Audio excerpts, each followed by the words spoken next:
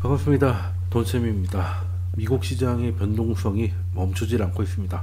지난주 목금 같은 경우는 코로나나 금융위기 때나 볼 수 있었던 지수의 5% 이상의 연속 하락 이런 것들도 나오고 있고 지금도 변동성은 계속되고 있습니다.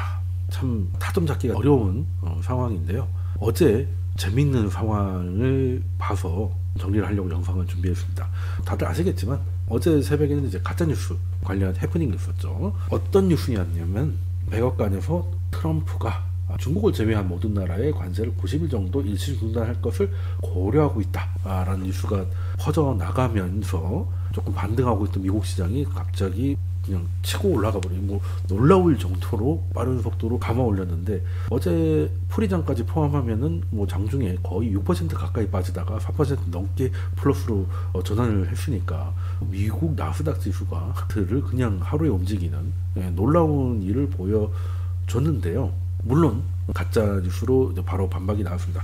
뉴스 나온 게 11시 23분인데 1분 지난 11시 24분에 백악관에서 부인을 했죠. 중요한 거는 이 뉴스가 가짜였다 이런 게 중요한 게 아니라 가짜 뉴스에도 이 정도로 반응을 한다는 거예요. 이 말은 뭐겠습니까? 그 정도로 시장이 호재에 목이 말라 있는 상태다. 그럼 여러분도 한번 생각을 해보시면 최근에는 하방으로 계속 내리꽂았지 않습니까? 그러면 하방 배팅이 늘 수밖에 없습니다. 하방 배팅이 늘 수밖에 없고 지금 트럼프를 막을 자는 없는데 강경한 태도를 취하고 있으니까 그냥 좀 더 빠질 수 있겠다.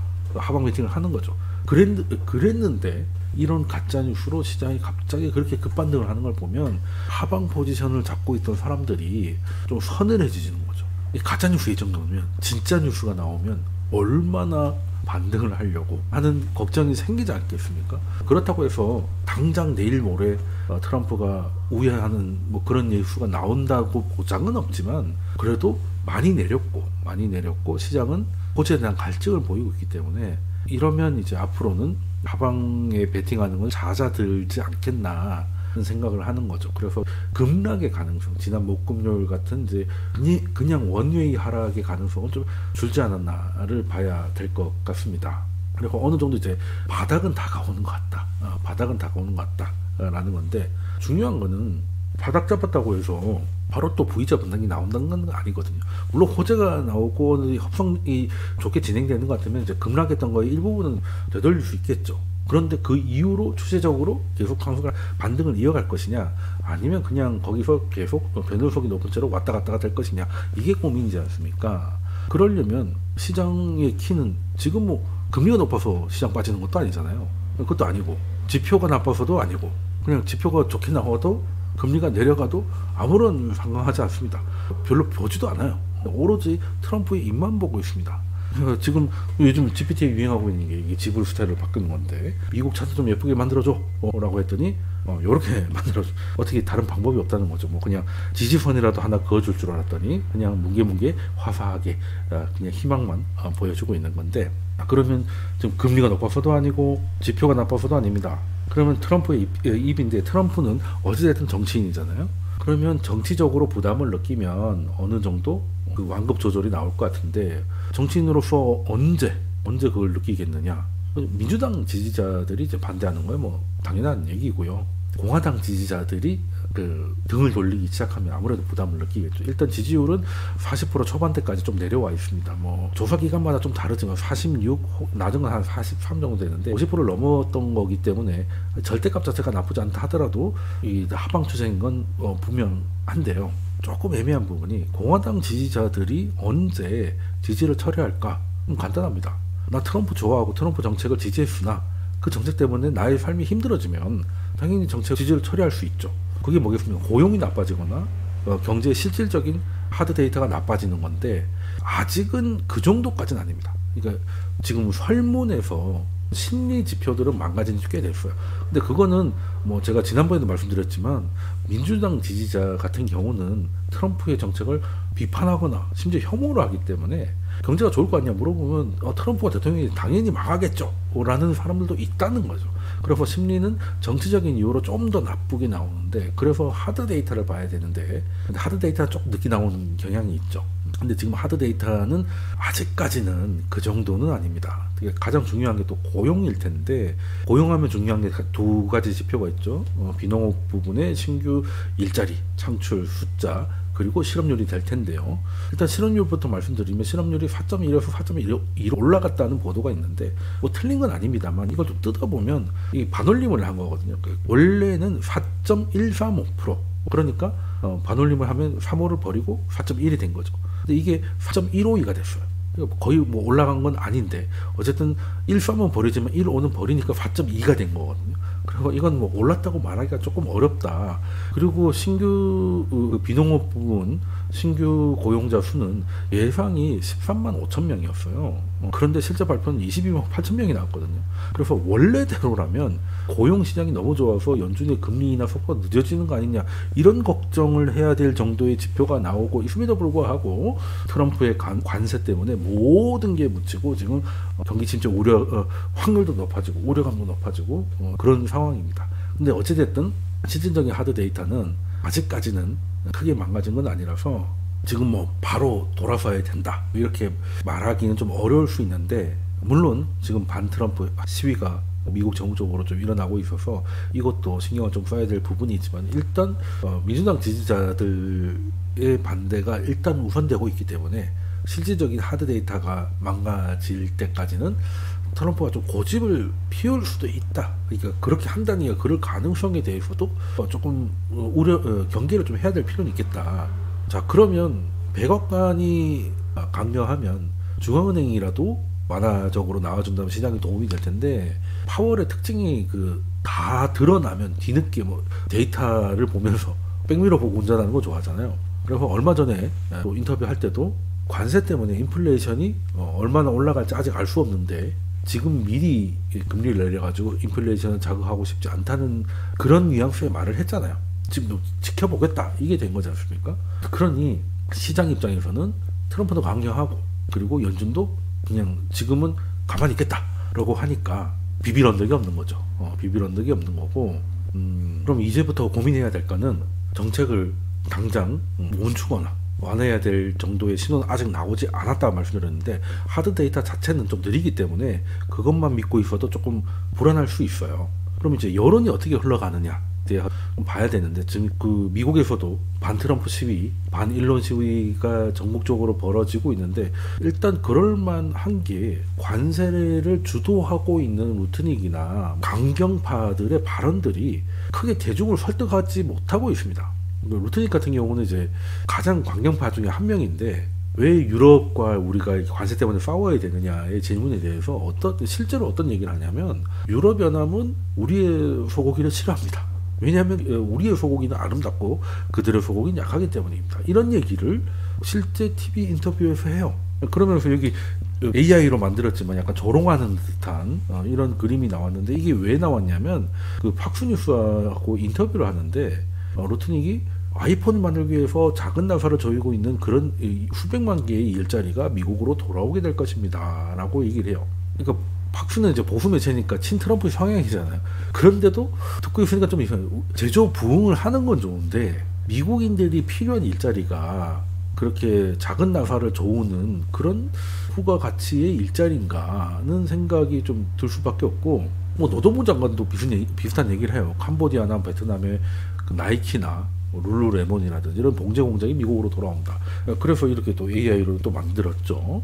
실제 저런 일자리를 다시 가져오기 위해서 이 난리를 쳐야 되냐, 그렇지 않습니까? 미국에서 저런 거 해가지고 밥 먹고 살기도 쉽지 않을 것 같은데, 그래서 앵커도 그렇게 질문을 합니다. 이런 일자리들이 대부분 업무 환경이 굉장히 좀 열악하고 보수도 작은 그런 일자리인데, 과연 미국인들이 거기서 일자리가 생긴다 한들 일을 하러 할 것이냐, 그리고 미국에 맞춰야 되기 때문에 당연히 인건비가 비싸질 테고 그러면 비용이 비싸질 텐데, 그 가격을 미국 소비자들이 같은 품질이라고 하면 가격만 높아진 건데 이걸 받아들이겠느냐 라고 이제 되묻습니다. 그랬더니 루트닉이 뭐라고 했냐면, 애국심으로 사줄 거다, 애국심으로 사줄 거다 라고 하고, AI하고 로봇이 활용을 많이 할 거기 때문에 그런 건 걱정 안 해도 된다 라고 했더니 앵커가 또 예리한 질문을 해요.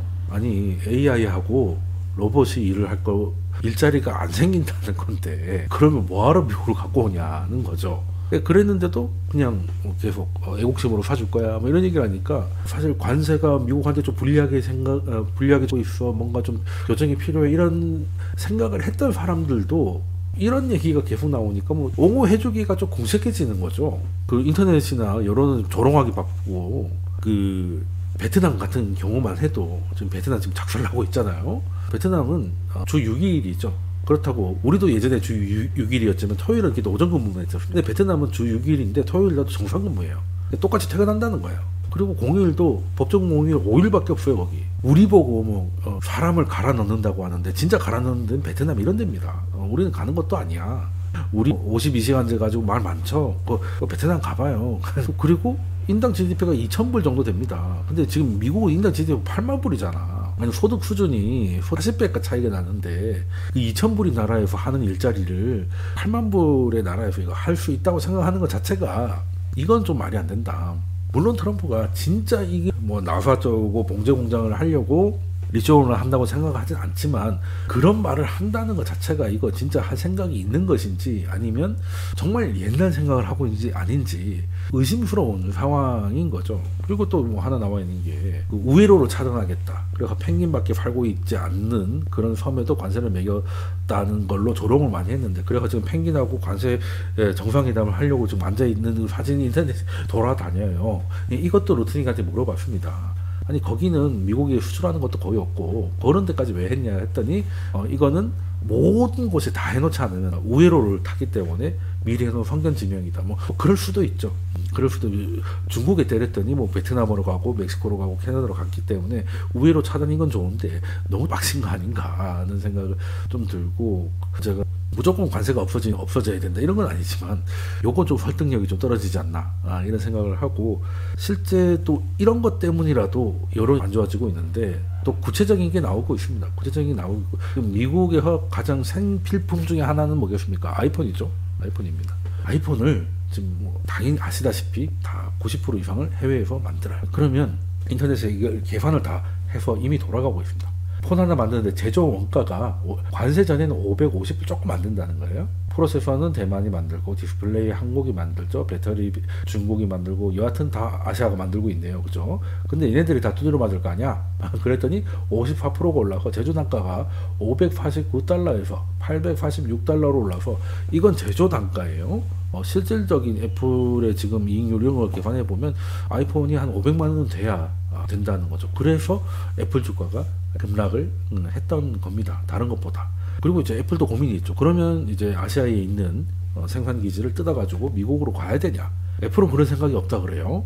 베트남이나 이런 데가 40%라면 지금 10% 맡고 있는 브라질 같은 데로 간다는 거죠. 미국으로 가서는 답이 없다는 겁니다. 그렇게 된 거고 이번에 또 닌텐도 스위치 2가 나왔는데 사전 예약을 받으려고 하는데 관세 이슈가 터져버렸잖아요. 그래서 미국은 지금 사전 예약에서 빠졌습니다. 진행을 안 합니다. 4월 9일 내일부터인가 하기로 돼 있었는데 요거는 미국은 빼고 하는 걸로 관세가 어떻게 될지 몰라서. 이것도 뭐 일본 안은 얼마고 또 일본 외는 또 비싸가지고 또 말도 많고 하는데 미국은 아예 시작도 못하고 있다는 거. 그러다 보니 아이폰이나 내가 갖고 있는 이런 사고 싶은 물건들이 이유 없이 가격이 올라지고 특히 다 똑같이 가격이 아니라 미국에서 사면 비싸진다는 거잖아요. 그러니까 당연히 우리가 직구를 왜 합니까? 직구를 왜 해요? 왜 한때 현대차를 그렇게 비난했습니까? 똑같은 차인데 뭐 우리 국산차는 빔이 하나 없다든지 아니면 거기가 더 싸다든지 하다못해 신라면도 왜 수출용은 건더기 수보가 더 많다든지 이런 걸로 좀 화를 냈지 않습니까? 미국인들하고 그렇지 않겠냐고.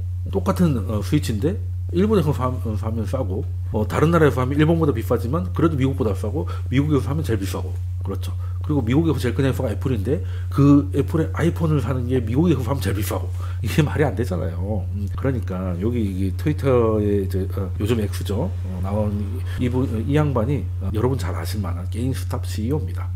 이 양반 보세요. 지금 트럼프 완전 트럼프 지지자였어요.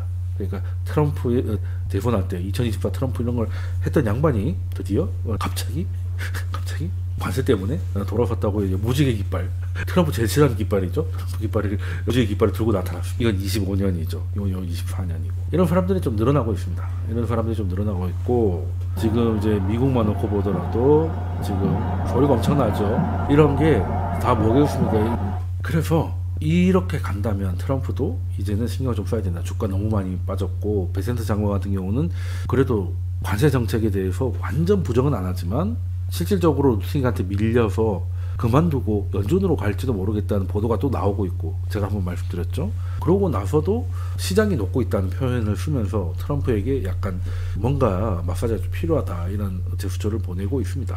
그래서 그 외에도 에크먼이라든지 로커밀러 같은 경우도 CNBC에 출연해서 자신의 견해를 밝혔는데, 에크먼부터 말씀을 드리면 일단 뭐라고 썼냐면, 명백하게 말하자면 우리 시장이 붕괴되는 동안 이런 그 관세 협상을 시도하는 것은 미국과 트럼프의 협상에 도움이 안 된다. 아니, 시장이 지금 망가지고 있으면 상대편은 트럼프가 시간이 없겠네라는 생각을 할 수밖에 없잖아요. 그런데 무슨 유리한 환경에서 협상을 해서 관세를 얻어낼 수 있겠느냐, 이런 얘기를 했고, 그래서 이런 형태의 관세를 제한한 사람은 러트닉이죠. 러트닉을 해고해야 된다는 얘기를 합니다. 하방의 아크만인데 이런 얘기를 할 정도고, 드러건 밀러 같은 경우는 치료 관세 관점으로 한 10% 정도면 좋을 것 같고, 트럼프 이전에 3% 정도였으니까 한 10% 정도까지만 올리면 시장도 그거는 예상하고 있었고, 글로벌 경제가 어느 정도 수용할 수 있는 수준인데, 그걸 넘어가면 자기는 이제 동의하기가 어렵다. 그리고 시장이 동의를 안 하니까 빠지고 있는 거죠. 그래서 저도 한 10% 정도가 적당하지 않겠나. 왜냐하면 일단 트럼프가 처음도 아니고, 트럼프의 관세도 처음이 아니고, 그리고 트럼프는 후보 때부터 관세 얘기를 했기 때문에 시장은 어느 정도 대비를 했고, 국가들의 공급망 재편도 어느 정도 다 감안해서 움직여 왔는데, 문제는 그 10%보다 더 세게 나오니까. 그러니까 10%는 기본으로 깔고 뭐 최대 46, 중국 같은 경우는 얹고 얹어서 100%까지 나오니까 시장이 지금 당황을 한 건데, 그냥 유효 관세율이 한 10% 정도 된다면 이거는 좀 소화 가능하지 않겠나는 생각을 좀 하고 있고요. 지금 나와 있는 상호 관세율이 대부분 적용돼 버리면 치료 관세율이 거의 20%가 됩니다. 시장이 예상하고 받아들이려고 했던 10%의 2배가 되는 거죠. 이렇게 되면 반영을 못한 것들을 빠르게 반영해야 될 부분도 있고, 이 정도 충격이면은 미국 경제든 글로벌 경제가 침체로 갈 수 있다는 우려감이 더 커지는 거잖아요. 10%하고 20%는 느낌이 다른 거니까. 그래서 일단은 빨리 뭔가를 해서 10% 정도의 좀 마무리가, 관세는 안 하진 않을 겁니다. 트럼프는 관세는 하나의 도구고 실질적인 목표가 있기 때문에, 그리고 여기까지 왔으면 이걸 안 해버리면 시장 좀 빠진다고 항복하는 꼴이 돼서 하긴 할 겁니다. 문제는 수준이죠. 우리들이 시장이 예상했던 수준에서 봉합되기를 좀 기대하고 있다는 건데, 그래도 오늘 하나 좋았던 거는 유럽에게 관세를 좀 줄이고 싶으면은 2,500억 달러 이상의 미국 에너지를 수입하라 하는 걸로 해서, 이 정도 사주면 어느 정도 빼줄 수 있다는 이제 가격표를 제시를 했기 때문에 이제 본격적인 협상에 좀 들어갈 수 있지 않을까 하는 생각을 하고, 그러면 트럼프는 원래도 공약이었습니다만은 시장이 예상하고 있는 것보다 더 강한 관세율을 왜 갑자기 내놓아서 이렇게 시장에 충격을 줬을까를 봐야 되는데, 관세는 사실 감은세로 가기 위한 하나의 단계예요. 지금 말이 좋아 상원 하원이 다 공화당이라고 하지만, 그럼 몇 명만 돌아서면 뒤집어지는 굉장히 연약한 리드이기 때문에, 공화당 내에서도 감세에 대해서 반대파가 많다고 말씀드렸잖아요. 왜 공화당은 감세를 반대하는 사람들이 있는가? 감세를 하면 국가가 벌어들인 돈은 적고 써야 될 돈은 그대로이기 때문에 정부 부채가 늘어난다는 거죠. 정부 부채가 늘어나서 재정 안정이 위협받는 걸 싫어하는 정통파, 강경파 공화당 의원들이 하원에도 많게는 20명 가까이 있기 때문에 이 사람들을 설득을 해야 돼요. 근데 원래는 어떤 생각이었냐면, 감세를 하려면 적게 받아서 적게 써서 그러면 세금을 줄여도 국가 부채가 늘어나는 게 없어 라고 설득을 하려고 했는데, 그럼 어디서 줄일 거냐? 일단 관세를 때려서 관세에서 조금 수익을 얻고, 정부 지출 나가는 거예요. 지금 도시니 뭐니 열심히 한다고 하지만 거기서 줄인 건 80억 달러예요. 물론 80억 달러가 작은 건 아니지만은 미국 국민의 소득체를 줄여줄 정도로 크진 않거든요. 그럼 어디서 지출을 줄여야 되겠느냐? 우리나라도 정부 지출 줄이려면 제일 큰 데가 뭐겠습니까? 복지 관련이지. 건강보험이나 뭐 이렇게 복지 관련해서 돈이 많이 나갈 거 아니겠습니까? 그래서 요거 좀 줄이자. 요거에서 줄이고 관세에서 좀 얹으면 소득세를 줄여도 정부 입장에서는 또이또이다. 요건데 문제는 막상 줄이려고 하니까 공화당 지지자들도 다 부자는 아니었습니까? 미국에는 메디케이드라는 게 있고 메디케어가 있어요. 메디케어는 이제 말 그대로 이제 나이가 많은 사람들한테 이제 의료보험을 주는 거고, 메디케이드는 나이가 안 되더라도 소득이 어느 정도 수준 이하면 그래도 보험을 좀 지원해주는 그런 제도인데, 뭐 미국에는 의료비 살벌한 거 다들 아실 거잖아요. 그래서 대표적인 복지 정책인데 이거는 공화당 지지자들도 많이 받는 거란 말이에요.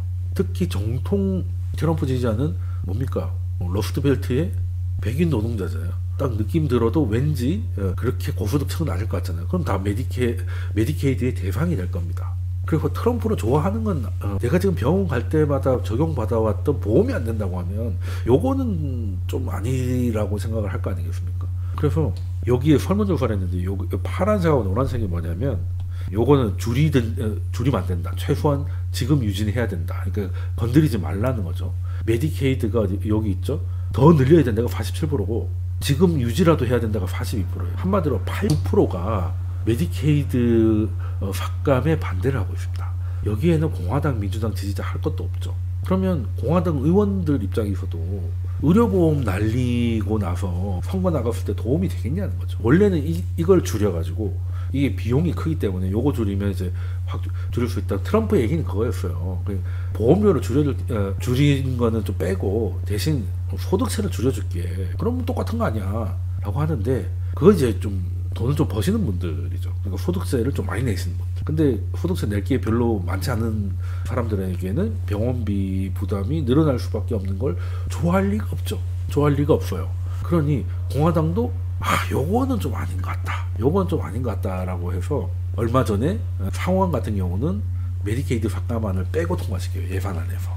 그리고 하원도 남아있는데 하원의 합의가 5월, 좀 빨리 하면 5월 8일 정도가 될 거고요. 늦으면은 한 5월 말까지 한 22일 정도까지는 이제 예산 결의안에 합의를 해야 되는데, 여기서도 하원도 상원도 마찬가지로 메디케이드는 그냥 갑시다. 늘리지 못하더라도 줄이지 맙시다. 여론이 너무 안 좋아. 이렇게 분위기가 된 거예요. 그래서 백악관 입장에서는 이거 줄여가지고 감세를 하려고 했는데 이거 못 줄이게 생겼잖아요. 그러면 여기서 못 줄인 돈을 어디서 해야 돼? 관세로 더 받아서 관경사를 설득을 해야지. 야, 관세가 이 정도 들어올 줄 알았는데 요 정도 받았잖아 내가. 그러니까 소득세 줄여도 될 것 같아요 라고 하려고 했는데, 그랬더니 시장이 생각하고 있는 거는 그래도 트럼프가 2기를 시작하기 전에 실효관세가 한 3%였는데 대충 한 10% 정도 되겠지? 이 정도면 그럴 수도 있고 뭐 저럴 수도 있고 이 정도는 뭐라고 했는데, 갑자기 메디케이드 삭감을 포기하고 그 부족분을 관세에다가 다 때려보니까 말도 안 되는 관세율이 나오는 거예요. 그래서 베트남 이런 데는 정말 억울하죠.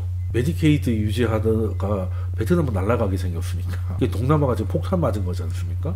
그런 상황이 되어 있습니다. 그래서 지금 이거는 어떻게든 그 하원에서 예산 결과가 좀 나와야, 트럼프도 좀 이 정도는 빼준 거야? 이렇게 되면 좀 관세에 대해서도 좀 협상의 여지를 좀 넓힐 수 있고 뭐 그렇게 되는데, 그게 5월 정도까지는 가야 됩니다. 빨라야 5월 초기 때문에. 그래서 그때까지는 4월이 약간 붕 뜨잖아요. 지금 한 4월 8일인데 빨라야 5월 8일날 예산 합의안이 통과하면 한 달이 붕 뜨는 건데, 그 사이에 또 미국의 1분기 실적 시즌이 시작됩니다.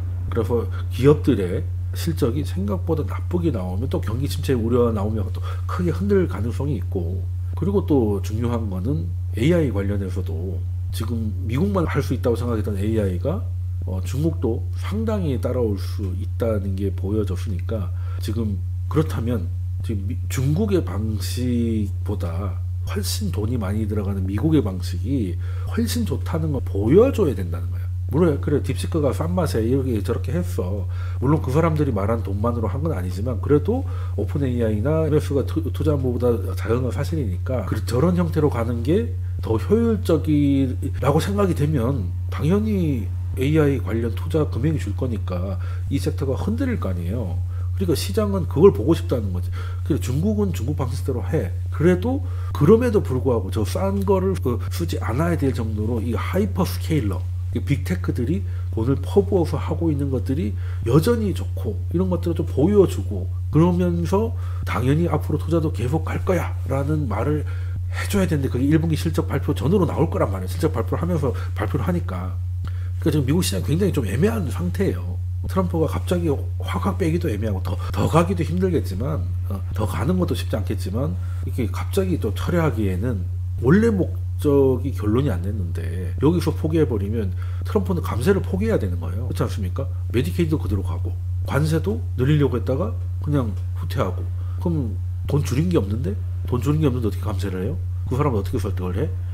민주당은 당연히 다 반대할 거고 공화당에서도 두세 명만 반대하면 통과 안 되는데 이러면 좀 쉽지 않으니까 그때까지는 풀어주는 듯 하다가 다시 땡기는 하면서 시장을 좀 정신없게 만들 것이고 그 사이에 시장은 빅테크 관련은 미국의 방식이 계속 유효한지 그리고 그 방식을 계속 유지할 것인지 유지한다면 어느 정도 수준을 유지할 것인지에 대해서 청사진을 좀 더 구체적으로 보여달라는 게 있을 것이고 그 외 기업들의 실적도 미국이 지금 경기 침체 우려가 좀 과도하다. 기업의 실적은 뭐 아직까지 준수하고 이런 것들을 좀 확인을 해야 되겠다. 그래야 뭐 다시 가든지 말든지를 하지. 지금 그냥 너무 밀렸다가 잠깐 바이더 딥 자금으로 어느 정도 돌린 이후에서 방향을 잡기에는 좀 확인해야 될 것들이 좀 많다라는 말씀을 좀 드리고 싶고요. 그래서 의외로 미국 국내 정치의 그 정치 공학적 판단이 지금 전 세계를 관세 전쟁으로 좀 내몬 면이 이거를 좀 이해하시면 좋을 것 같고 당연히 예산 결의안 통과되기 전에도 어떤 흐름으로 가고 있는지에 대해서 오히려 메디케이드를 줄고 삭감을 그냥 공화당에서 해버리고 관세를 타협한다면 우리한테는 좋겠죠. 미국인들이야 병원비를 더 내야 되겠지만 우리 투자자 입장에서는 좋을 거긴 한데 어떻게 흘러갈지는 모르겠으니까 그걸 지켜보시면 좋을 것 같다. 트럼프의 입이 결과적으로 중요한데 트럼프의 입에서 무슨 말이 나올지는 이런 것들이 힌트를 줄 것 같다는 생각을 가지고 시장을 한번 보시면 좋을 것 같고요. 물론 쉽지 않을 겁니다. 뭐 저라고 쉬운 거 아니고요. 그래서 같이 공부하고 투자하고 싶다는 분이 계시면 제가 운영하고 있는 채팅방도 있고 하니까 들어오셔가지고 말씀을 주시면 어떻게 같이 공부하고 같이 투자할지 안내도 해드리고 있으면 방문해 주시면 좋은 경험이 될 것 같습니다. 그리고 제가 이번에 중요하다고 말씀드린 거 그런 것들이 나오면 영상 준비해서 올려드리도록 하겠습니다. 그럼 다음 영상에서 뵙도록 하겠습니다. 감사합니다.